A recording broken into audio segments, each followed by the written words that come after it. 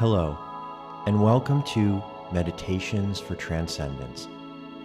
I'm Kevin Monaco, musician and healing artist, and I'll be guiding you through a reflective meditation that will help you become uplifted, inspired, and transcended. Join me for a time of mindfulness and music as we embark on a journey to improve our lives and the lives of those around us.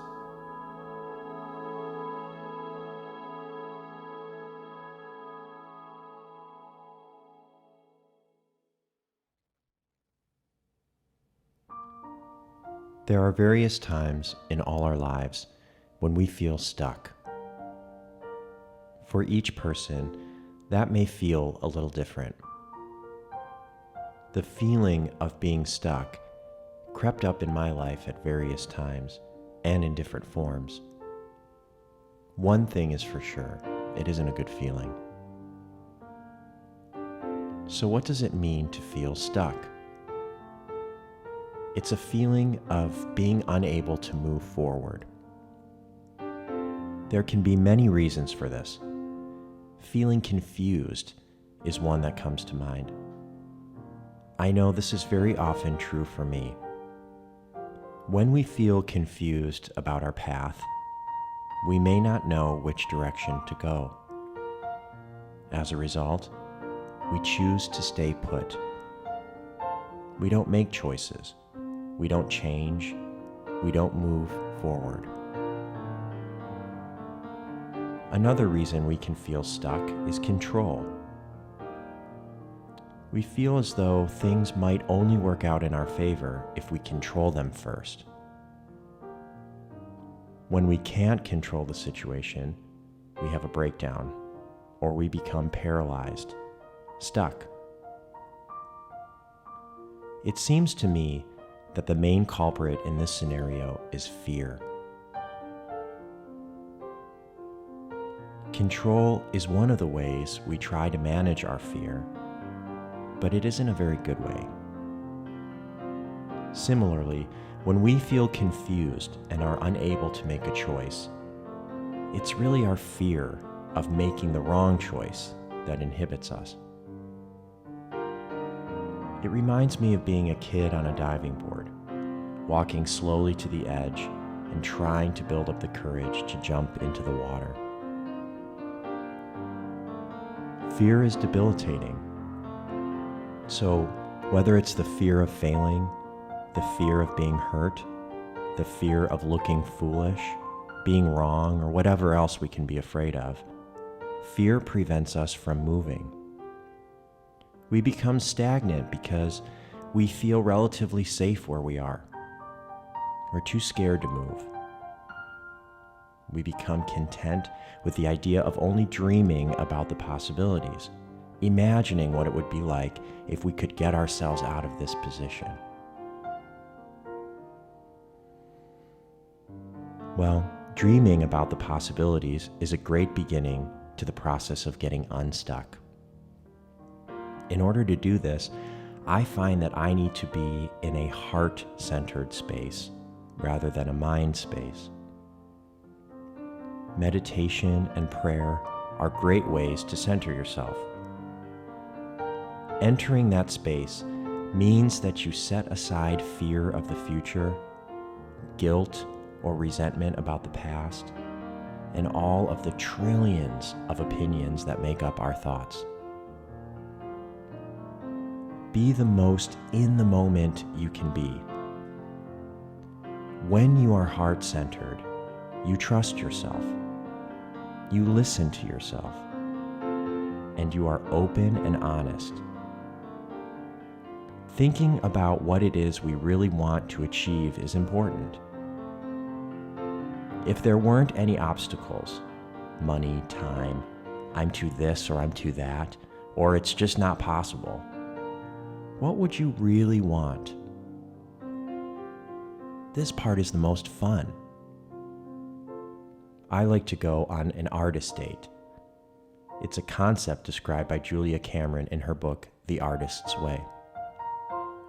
Go do something that inspires you, by yourself, just for you. Paint the picture you always wanted to paint, or read a book you've always wanted to read. Go to the museum. I find that changing my environment helps. Going on a hike and taking photographs is one of my favorites. Pamper yourself.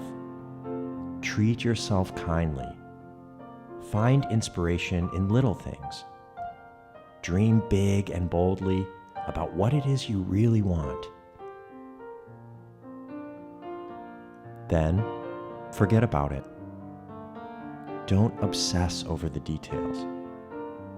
Don't try to control how it will unfold for you. Remember, control is fear-based. We can't make good choices when we're afraid. Trust will counteract fear. Trust that you can be guided and that you are smart and capable. Trust that you have everything you need to begin a process of change. Don't worry about the hows. I find that I become overwhelmed when I think too far ahead. I try to think of one simple step I can take to head in the direction of my dream. Sometimes the only thing I can manage is an affirmation that declares that my path becomes clearer and more defined each day. If this is the case, with consistency and patience, you will find your next step. I believe a very important part of the process is acknowledging that you deserve to have these things. If you don't believe that you're worthy of having good things happen to you, then you'll never allow yourself to experience them. Try affirming to yourself that you are worthy of moving forward joyfully and prosperously. Start to notice the small ways in which your life begins to change. Take time to acknowledge and be grateful for all these things, both big and small, that begin to set you on your path. Maybe the most important of all, you have to be willing to change your thinking about being stuck. You're not really stuck. You're only feeling stuck. We take ownership of so many ideas of who we are, and they don't serve us well at all in our lives. You are not broken. You're not in need of being rescued. You are not perfect. Nothing on earth is. But our imperfection is the perfection. So believe in your capabilities. We have extraordinary power.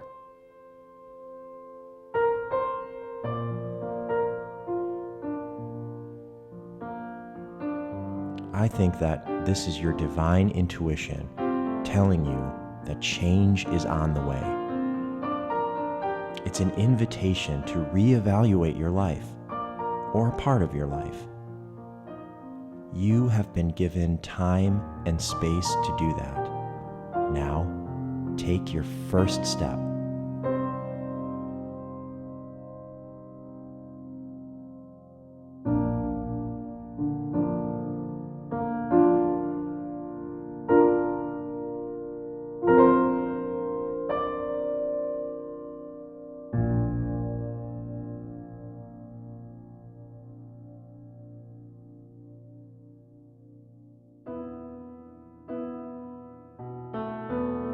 Let's focus on the affirmation. It is safe to take steps in my life. My path is clear. I am surrounded by endless possibility. I move forward joyously in my life. Only good things come my way.